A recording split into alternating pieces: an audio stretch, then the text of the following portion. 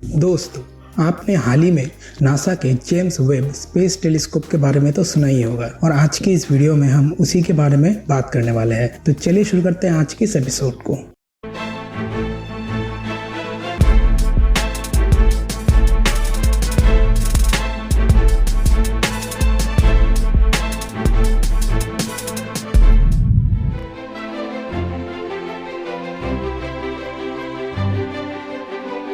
तो पहले बात करते हैं कि इसका डेवलपमेंट शुरू कब हुआ। तो ये शुरू हुआ था करीब 1996 में। जी हाँ, ये बहुत ही पुराना प्रोजेक्ट है। ये कोई हाल फिलहाल का प्रोजेक्ट नहीं है कि कुछ साल पहले ही वो शुरू किया गया और अब जाके उसके लॉन्च किया जा रहा है। नहीं, 1996 में इसका डेवलपमेंट शुरू हुआ था और जो कि पहले एस्टिमेट था कि करीब इसका लॉन्च 2007 में हो जाना चाहिए था, पर कुछ चीज़ें ऐसी थी जिसके वजह से इसका जो डेवलपमेंट है वो इतना ज़्यादा टाइम ले लिया और इतना ज़्यादा पैसा ले लिया कि अब क्या ही बोलो। और ऐसा एस्टिमेट किया गया था कि इसको बनाने में करीब $500 मिलियन खर्च होगा, पर उनका जो एस्टिमेट है वो बहुत ही ज़्यादा गलत साबित हुआ और इसको बनने में बहुत ज़्यादा टाइम लग गया।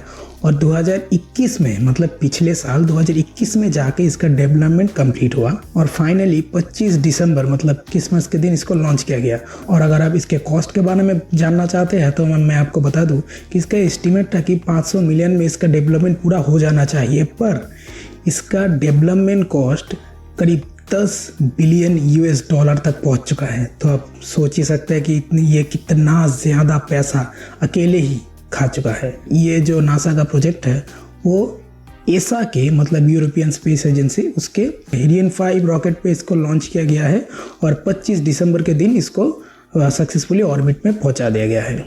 अब बात करते हैं इसकी वर्किंग पे, किया कि $10 बिलियन खर्च करके और करीब 20 साल से ज़्यादा डेवलपमेंट टाइम देके किसी ऐसे चीज़ को लोग क्यों बना रहे हैं, वैज्ञानिक क्यों रहे हैं, इसके पीछे कुछ ना कुछ तो लॉजिक होगा।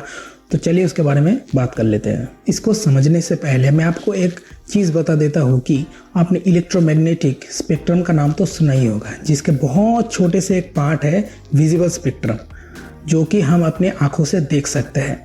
पर इसके अलावा भी बहुत सारे स्पेक्ट्रम होते हैं। तो अभी प्रॉब्लम क्या हुआ है? प्रॉब्लम ये हुआ है कि अगर हम सिर्फ विजिबल स्पेक्ट्रम के ऊपर ही ऑब्जर्वेशन करेंगे तो हम कुछ हज़ार लाइट ईयर्स से ज़्यादा देख ही नहीं सकते, क्योंकि अगर कोई चीज़ का लाइट इतनी दूर से मतलब बिलियंस ऑफ लाइट ईयर्स के दूर से हमारी तरफ आ रहा है तो वो विजिबल स्पेक्ट्रम में तो आएगी नहीं। वो जो लाइट है वो इतनी ज़्यादा दूर से आ रही है कि वो जो लाइट है वो विजिबल स्पेक्ट्रम से धीरे धीरे हट के इंफ्रारेड के ऊपर शिफ्ट हो गई है, जिस फिनोमिनन को हम रेड शिफ्ट कहते हैं। तो अगर हमें टाइम में बहुत ज़्यादा पीछे देखना है और शुरुआती कुछ गैलेक्सीज को हमें स्टडी करना है तो हम विजिबल स्पेक्ट्रम में उसको ऑब्जर्व कर ही नहीं सकते, क्योंकि वो इतना ज़्यादा पास्ट का लाइट है कि वो हम तक पहुंचने से पहले बहुत ही ज़्यादा इंफ्रारेड के ऊपर शिफ्ट हो चुकी है। मतलब उसका रेड शिफ्टिंग इतना ज़्यादा है कि अगर हम विजिबल स्पेक्ट्रम में उसको देखने का ट्राई करेंगे तो वो दिखेगा ही नहीं, कुछ धुंधला सा स्पॉट की तरह दिखेगा। तो उसके बाद वैज्ञानिकों ने ये अनुमान लगाया कि अगर उनको हमें देखना है तो हमें इंफ्रारेड टेलीस्कोप बनाना पड़ेगा, जो कि विजिबल स्पेक्ट्रम से हटके इंफ्रारेड स्पेक्ट्रम के ऊपर काम करेंगे। और ये जो जेम्स वेब स्पेस टेलीस्कोप है ये एग्जैक्ट वही काम करता है। और ये जो टेलीस्कोप है ये इसी फिनोमिनन के ऊपर बेस करके हमें टाइम में बहुत पीछे वाली चीज़ें भी दिखा सकता है। और इसीलिए वैज्ञानिक इस पर मेहनत कर रहे हैं कि अगर ये सक्सेसफुल हो जाता है तो हमें बहुत ज़्यादा वैरायटी ऑफ डेटा मिलेगा कि पहला स्टार या फिर पहला गैलेक्सी कैसे बना, किस तरह से बना होगा और किस तरह से उस पर स्टार बने होंगे, मतलब हमारे यूनिवर्स का अर्ली फॉर्मेशन कैसे हुआ होगा। ये डेटा हमें ये टेलीस्कोप दे सकता है, जिसके वजह से जो है वैज्ञानिक इसमें बहुत ज़्यादा मेहनत कर रहे हैं। तो अभी मैं समझते हैं कि ये जो टेलीस्कोप है उसको कहाँ पे स्टेशन किया जाएगा कि जहाँ पे रह के ये ऑब्जर्वेशन करेगा। इसको रखा जाएगा लग्रांज पॉइंट 2 पे, मतलब L2 पे।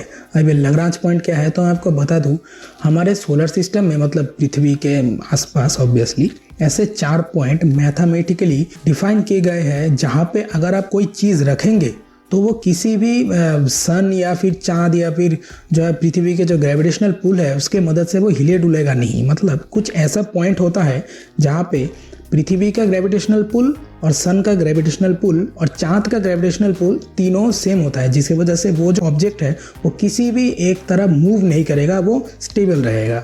और इसी पॉइंट को लग्रांज पॉइंट कहते हैं। और ऐसे हमारे सोलर सिस्टम में मतलब पृथ्वी के आसपास ऑब्वियसली 4 पॉइंट डिटेक्ट किए गए हैं। और ऐसे एक पॉइंट का नाम है L2 मतलब लग्रांज पॉइंट 2, जो कि यहाँ पर है। और इस टेलीस्कोप को यहाँ पर ही स्टेशन किया जाएगा। पर एक बात समझने वाली है कि ये जो L2 है वो इतना ज़्यादा स्टेबल नहीं है। मतलब लग्रांज पॉइंट है, नाम ही लग्रांज है, तो ऑब्वियसली कुछ तो स्टेबल तो होगा, पर एज़ कम्पेयर टू L1 या फिर L3 या फिर L4, L2 उतना ज़्यादा स्टेबल नहीं है। अब आप पूछेंगे कि अगर L2 इतना ज़्यादा स्टेबल है ही नहीं तो हम अपने इतने कॉस्टली मतलब 10 बिलियन का टेलीस्कोप को वहाँ पे क्यों रख रहे हैं? इसका रीज़न क्या है?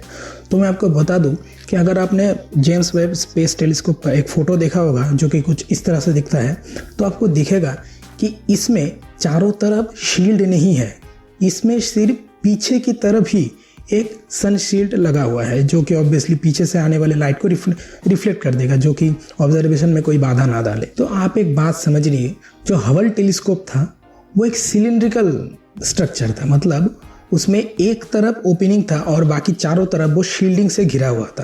पर अब जब आप जेम्स वेब स्पेस टेलीस्कोप को देखेंगे तो ये ओपन है, ये चारों तरफ से शील्डिंग से नहीं घिरा हुआ है। तो अगर आप ऐसे किसी मतलब जेम्स टेलीस्कोप को सूरज के एकदम पास रखेंगे, जो कि ऑब्वियसली ओपन है, यहाँ से जो लाइट टेलीस्कोप की तरफ आ रही है वो इसके जो ऑब्जर्वेशन है, जो कि ऐसे देख रहा है, उसके ऑब्जर्वेशन को बहुत ज़्यादा हैम्पर कर सकता है, क्योंकि ऑब्वियसली इसकी इस तरफ तो कोई शील्डिंग नहीं है ना, वो तो ओपन है। तो यहाँ से अगर सूरज का लाइट आ रहा है तो ऑब्वियसली उसके ऑब्जर्वेशन को वो बहुत ज़्यादा हैम्पर कर सकता है।